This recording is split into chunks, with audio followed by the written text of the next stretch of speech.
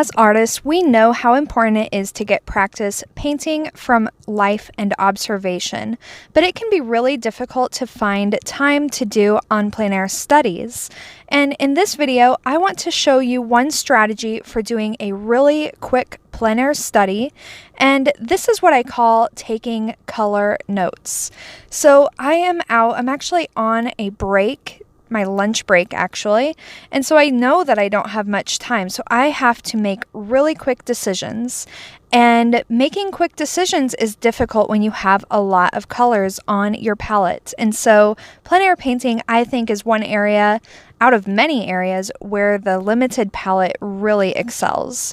So my strategy in doing a quick color note taking session is that I'm not worried at all about things like form or even composition.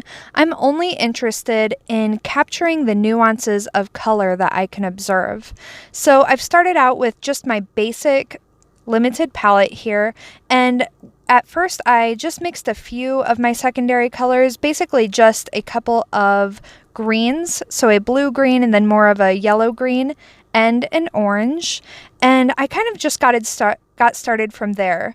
And I first blocked in all of the darkest values that I could see, so some of the greenery that is back behind this tree trunk, which that greenery isn't really my area of interest. What I really want to do is study this tree trunk and try to capture all of the subtle little muted colors that I can observe in there. It's just such an interesting combination of warm neutrals, cool neutrals, some greens, even some oranges that I found in there. And I think that you could probably walk up to just about any tree and do a quick study of the colors that you observe, and you're going to find some very surprising colors.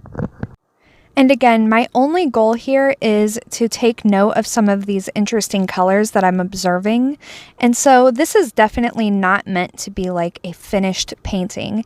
And I think that that mindset really takes a lot of pressure off of plein air painting. I think that we are so used to seeing other artists, especially on platforms like Instagram, who they seem to go out and do a plein air painting every day, and it's basically a masterpiece.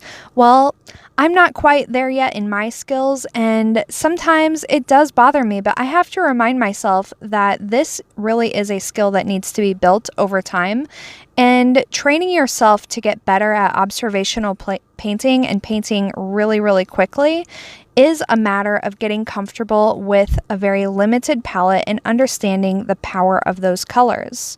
And not just that, but I think that this is really an exercise in color theory, because we have to be very organized in our thinking in order to make these quick decisions. So the first thing that I think about, of course, is value, and I first block in all of my darkest values. The next thing that I think about are the hues. What are the hues that I'm observing predominantly?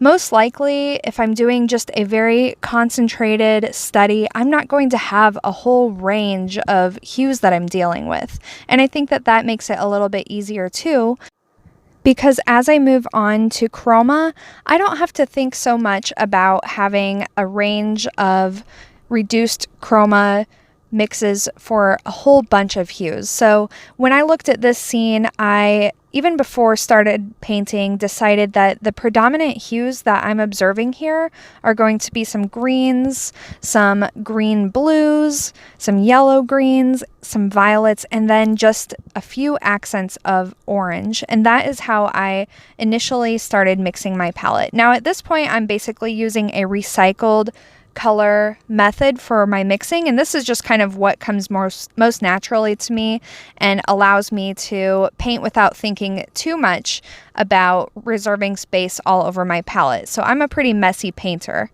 as I'm sure that you've noticed by now. So after I have my values blocked in and I started blocking in some of those dominant hues, now I'm just going in and refining some of the chroma shifts that I'm observing, especially in the trunk. And because that's my area of focus for this study, I'm going to spend most of my time just looking at that trunk and finding those little shifts in neutral colors that I can try to emphasize.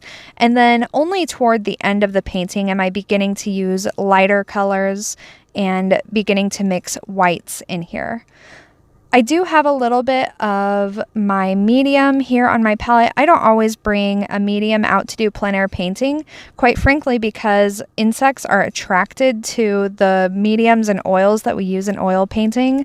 They, I guess, have a taste for linseed oil and walnut oil, so that's just something to keep in mind. They were kind of bugging me a little bit, but I was only out for just a few minutes, and I feel like the study was pretty successful.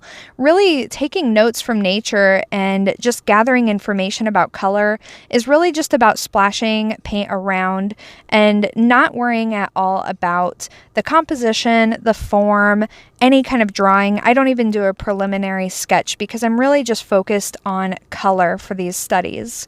And then the next time that I need to paint a tree trunk from a photograph and I just can't see all of this interesting color information from that photo, this will inform my process.